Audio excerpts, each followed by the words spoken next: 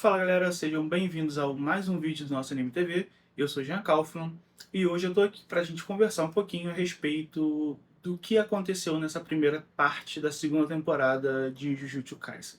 Algumas semanas atrás eu fiz um vídeo falando sobre a agenda de lançamento, que esses primeiros 5 episódios iam ser sobre o passado do Gojo, né, a temporada do Inventário Oculto. No final do vídeo eu falei que quando terminasse esse momento, né, essa primeira parte da temporada, eu voltaria aqui e traria novas informações, novas coisas a respeito do que a gente viu e tentar alinhar um pouco da minha expectativa com a realidade daquilo que a gente foi recebendo ao longo desses 5 episódios. Então, como eu já assisti os episódios, fiz uma listinha de algumas coisas pra gente conversar. Basicamente, o que eu disse no outro vídeo é que eu esperava que a gente visse uma evolução, principalmente de personalidade, do Gojo e do Geto, que é o grande vilão da história, tirando o Sukuna, né? Mas a gente sabe que atualmente o Geto é o vilão. Então, a gente recebeu isso, mas não da forma como eu achei que fosse. Eu tava achando que a gente ia ter isso de uma forma bem direta e bem clara, só que acaba que é uma coisa bem subjetiva, né? Então, vamos lá, só pra deixar as coisas claras, né? Eu queria ver a evolução dos personagens, nós recebemos a evolução dos personagens. Eu adorei a forma como foi feita, mesmo ela destoando daquilo que eu esperava como acontecimento. A gente tem um Gojo no início dessa temporada extremamente arrogante, até meio babaca, porque ele sabe que ele é poderoso, ele sabe que ele vai ganhar de qualquer um que ele lutar contra. E a gente tem um Geto bem humano, que é surpreendente para todo mundo, com um discurso muito de assim, feiticeiros jujutsus foram criados para proteger não feiticeiros, para proteger os humanos normais, aqueles são mais fracos que nós. No final do arco, a gente consegue entender o que levou o Geto a não ser mais assim, né? Por que ele simplesmente passou a odiar os seres humanos? E isso mudou ele e mudou também o Gojo.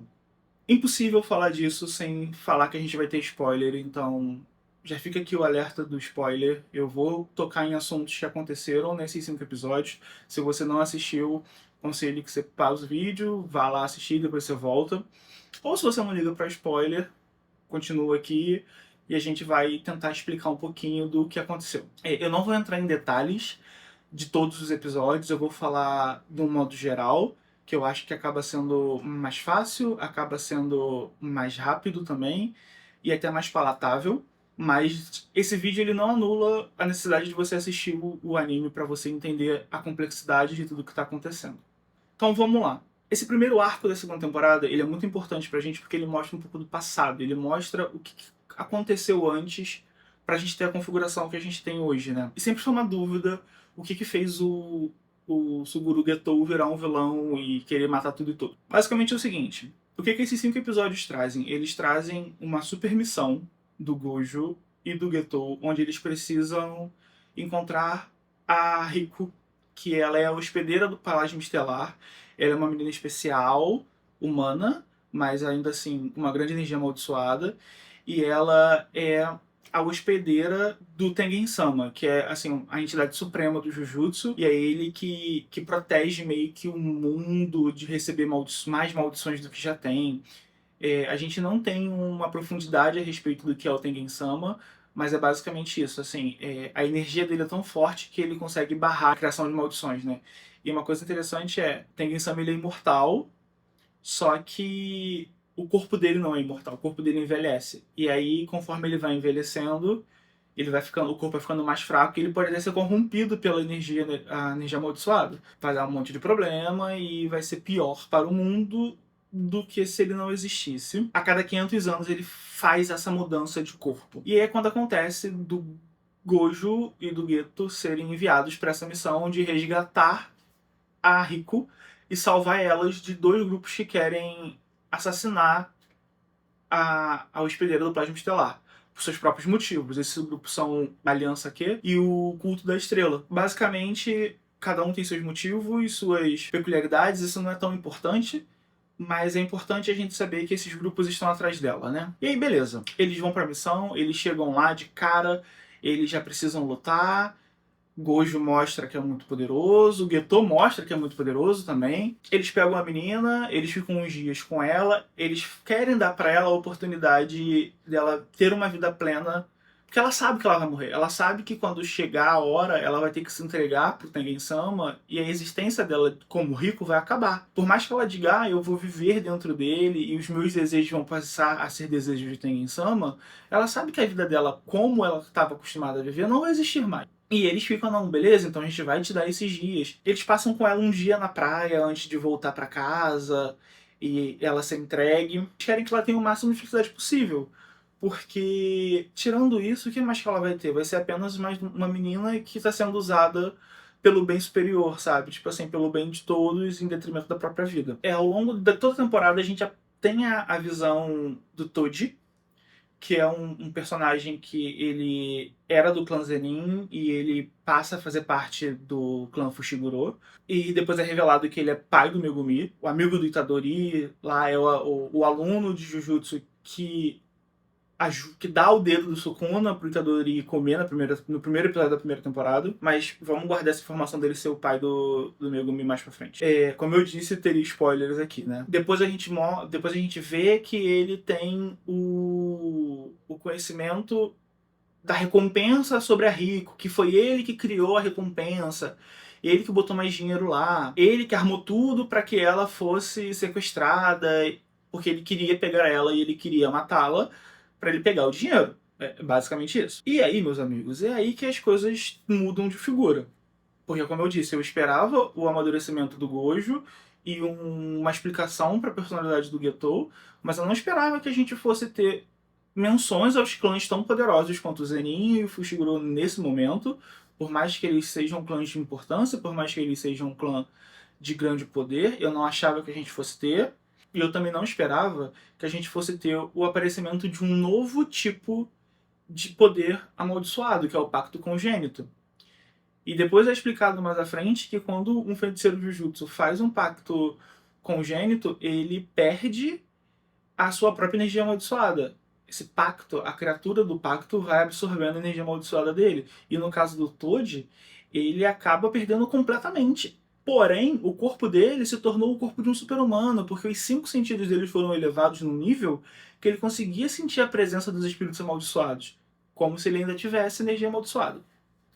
E isso é legal, isso é importante, porque vai com certeza aparecer alguém agora, na segunda parte da temporada, ou mais pra frente no anime, que vai ter esse tipo de poder. Eles não iam mostrar um personagem com um poder tão forte que isso não fosse mostrado depois. É básico de roteiro. Esse personagem, né, o Toji, ele chega e ele consegue passar por todas as barreiras da escola Jujutsu de Tóquio e ele começa a lutar com o Gojo. O Gojo fala pro Getou ir pra seguir com a Rico em direção à escola, para entregar ela pro Tengen-sama, para que ela possa ser absorvida e se tornar a hospedeira dele. E o Gojo luta com o Toad. Só que assim, é o que eu disse, o Gojo é um babaca. Ele sabe que ele é forte, então ele acha que ninguém vai conseguir ganhar dele. E o que acontece? Toad dá uma surra no Gojo. É a verdade, assim, eu não esperava por isso. É uma luta belíssima. A animação de Jujutsu nessa temporada, ela tá muito bonita. Não que na primeira temporada não fosse, mas a primeira temporada ela tem um tom mais soturno, mais escuro, né?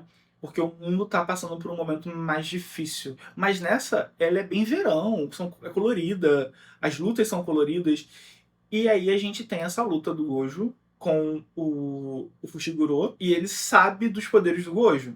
Num primeiro momento não explica como, aparece um flashback do Gojo criança olhando pra ele, e a gente fica assim, será se ele tentou matar o Gojo quando criança e não conseguiu? Ou ele ia matar alguém que estava com o Gojo, mas o Gojo impediu já a criança?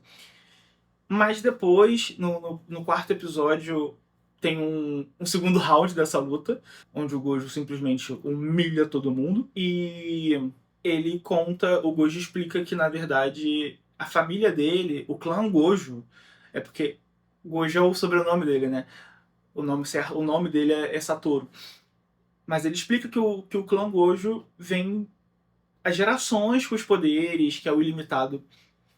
E aí ele explica que é como um livro aberto, que já tem ali todo o código de como conduzir, de como se evoluir, ganhar mais poderes. Só que isso é uma faca de dois gumes, porque ao mesmo tempo que é um manual para quem é do clã, é um perigo para quem é de fora, porque as pessoas de fora podem aprender sobre a técnica e aí se preparar e fazer estratégias e descobrir jeitos de ganhar deles, né? Só que a gente vê que o poder do Gojo ele já é maior do que um poder esperado para alguém com 17, 18 anos.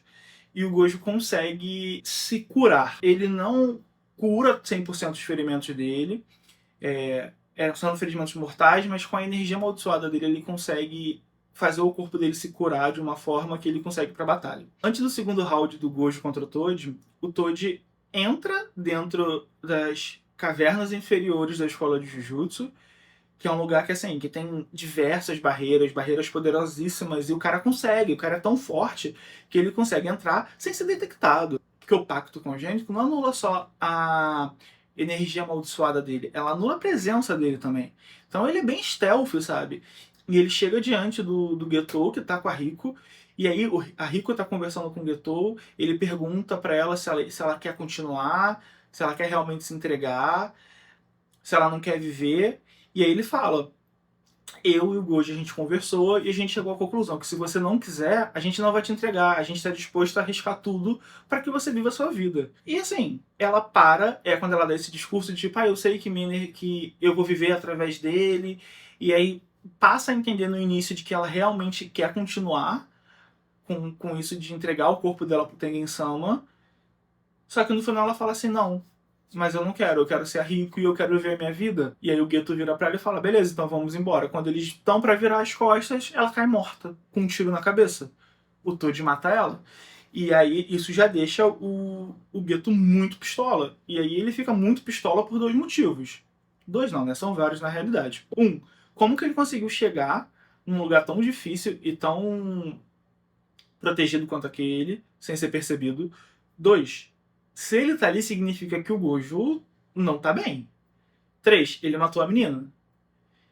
E aí, assim, quando a gente acha que a questão não pode piorar, a questão piora. Porque o Toad tem zero papas na língua, zero filtro, e ele vira pro Geto e fala, eu matei o seu amigo. E aí, o Geto despiroca mais ainda, e aí ele sai pra cima, eles começam a invocar as maldições, né? Que isso é uma outra coisa legal. Além do desenvolvimento da personalidade dele e da explicação do porquê ele é um vilão, a gente tem uma explicação de como o poder dele funciona. Não só o de absorver, mas como o de invocar maldições. E aí ele começa a invocar várias maldições, ele invoca uma maldição que corta o rosto para fazer um riso caso a pessoa fale que ela é feia, que já tinha aparecido na primeira temporada, ele já tinha usado essa maldição, que ela é uma maldição de nível especial, que é quase uma deidade e tudo mais, é bem poderosa. E cara, o Toad simplesmente dá um esculacho em todos eles, em todas as maldições que ele invoca, o Toad consegue derrotar. E a gente fica assim, caraca, ele é muito poderoso, ele derrotou o feiticeiro Jutsu mais poderoso, ele derrotou o vilão que é muito poderoso, e assim, como é que ele vai ser derrotado, né? E aí, beleza. Ele derrota o Geto, ele leva o corpo da menina, ele entrega lá pro pessoal do culto da estrela, ele recebe o dinheiro dele, e aí quando ele tá indo embora pra poder fazer aproveitar o dinheiro, né, que ele ganhou, chega o Gojo. E aí ele tem aquela conversa do Gojo explicando como é que ele sobreviveu.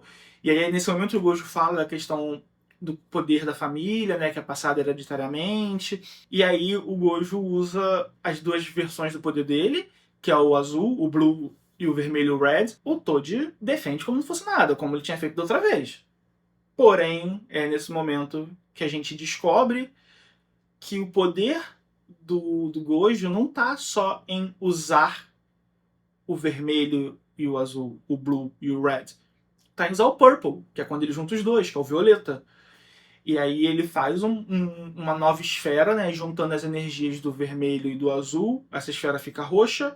e ele lança no Toad. E aí ele, assim, destroça o Toad. Ele faz um buraco na metade do corpo do Toad. Ele pergunta pro Toad o que ele quer dizer e as últimas palavras. E aí ele fala que o moleque dele tem 11 anos e que em breve vai ser vendido pro clã Zenin. E que ele não queria isso. Essa é a segunda vez que ele menciona o fato dele ter o filho, que é o Megumi. No episódio anterior, quando ele tá lutando contra o Getou, ele fala que o Gojo é uma bênção, tem um poder que é uma bênção, e aí foi esse nome que ele colocou no filho, Megumi. Só que assim, até então, ele não. A gente fica meio naquela, é ou não é? É ou não é? Mas aí quando termina a luta do Gojo, com ele com o Gojo, a gente já entende 100% que ele realmente é o pai do Megumi. Até então, a gente não tem tanta evolução de personalidade assim. São lutas lindíssimas, são efeitos visuais muito bonitos, uma história muito bem contada, mas a gente não tem uma verdadeira evolução, porque o Gojo continua falando, eu sou mais forte que todo mundo, e acabou. E o Getou continua naquela, eu tinha que proteger e não protegi. Só que, no quarto episódio, depois dos créditos, tem uma cena pós-crédito. E essa cena é uma cena que muda tudo.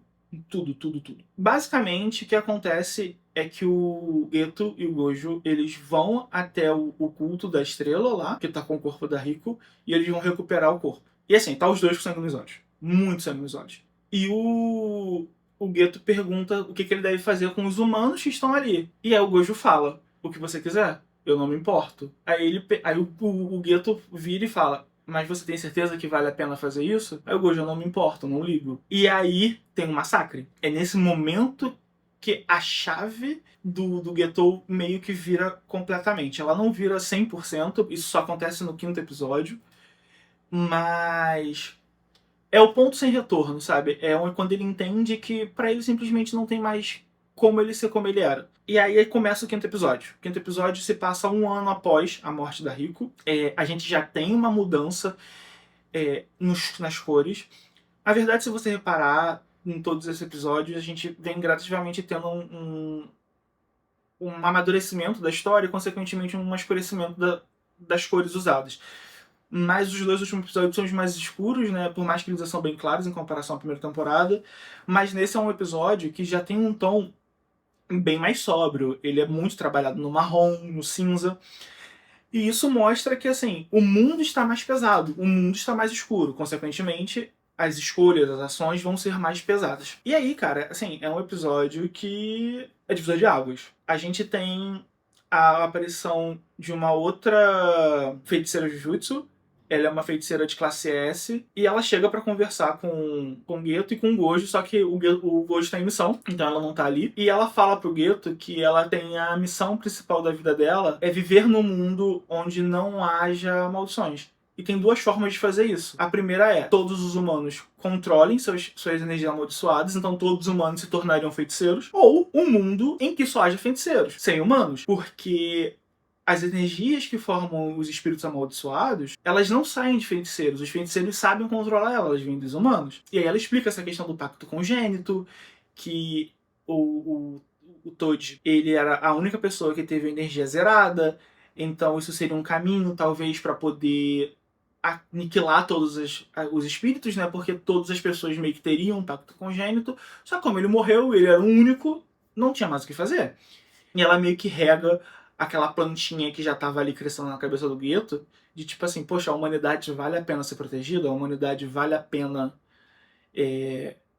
estar viva. E ele fica conversando com ela quase como numa sessão de terapia o episódio inteiro, sobre o que ele quer, o que ele precisa. E ela sempre diz, você tem que entender se você quer proteger humanos ou não. E aí a gente entende o que acontece. Antes dessa feiticeira Jutsu, dessa conversa que ela tá tendo com o Geto, né?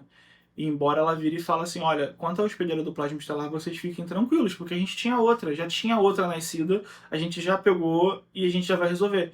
Cara, assim, dá pra entender por que dele ficar puto e falar, cara, a gente passou por tudo isso e vocês tinham um plano B, e tinha uma outra equipe que tava indo atrás de uma outra pessoa, e tudo aquilo que a gente passou, sabe? E eu quase morri, o Gojo quase morreu, a Rico morreu por quê?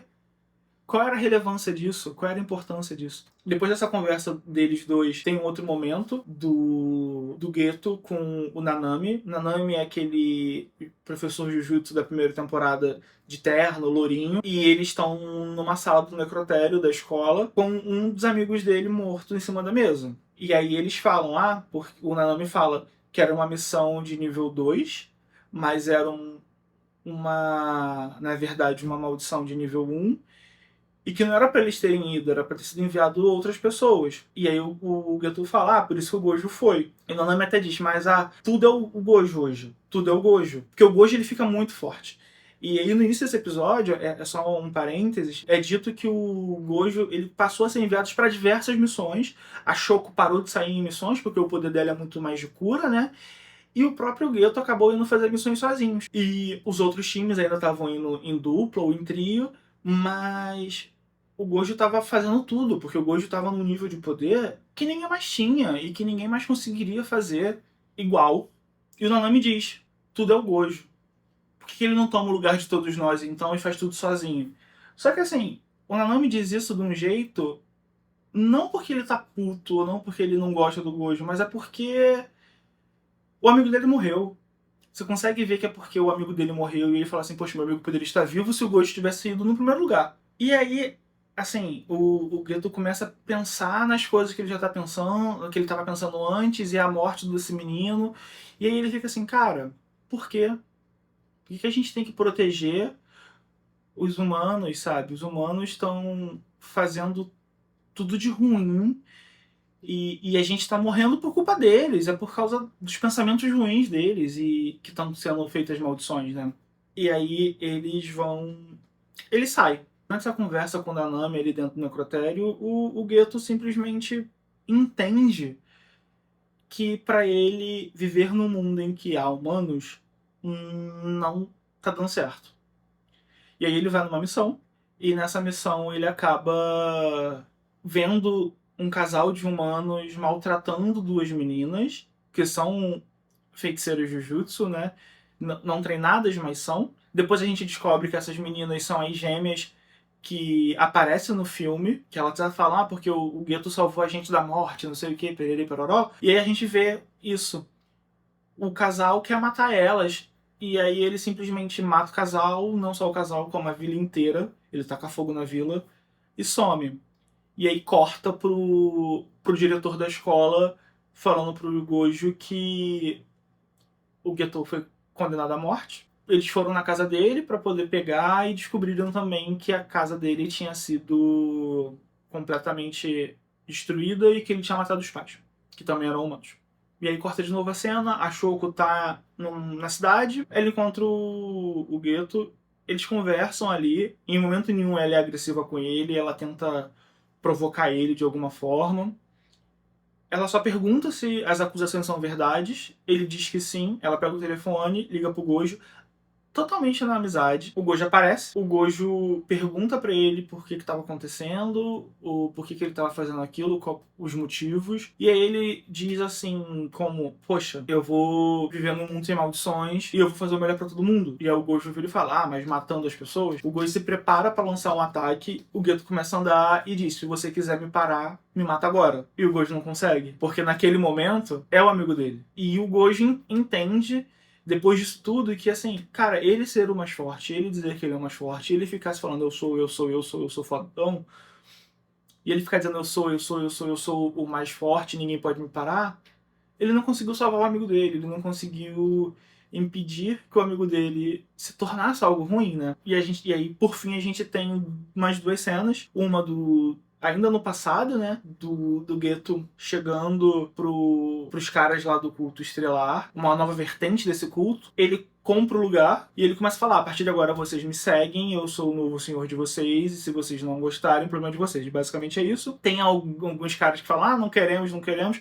Ele chama um no palco e simplesmente mata o cara na frente de todo mundo. Então assim, ele chega e fala assim, o que eu quero, pronto, e acabou. Corta de novo, a gente tem já o Megumi, criança, o Gojo chegando pra ele, eles conversam ali, eles trocam medo de palavras, o Gojo meio que conta que matou o pai dele, querendo pegar ele pra levar pra escola. Ele fala que não vai, porque a única coisa que importa é ele proteger a irmã, e a irmã ser feliz.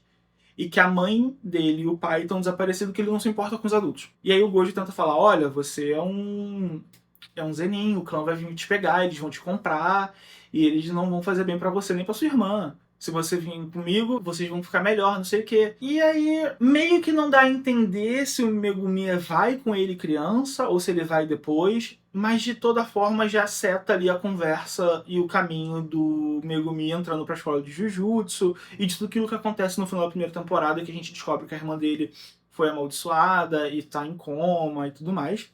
E aí corta pra cena final do episódio, que é o Gojo dormindo numa das poltronas super caras lá da escola. E aí aparece o Megumi, a Nobara e o Itadori acordando eles, e eles conversam um pouquinho e acaba o episódio.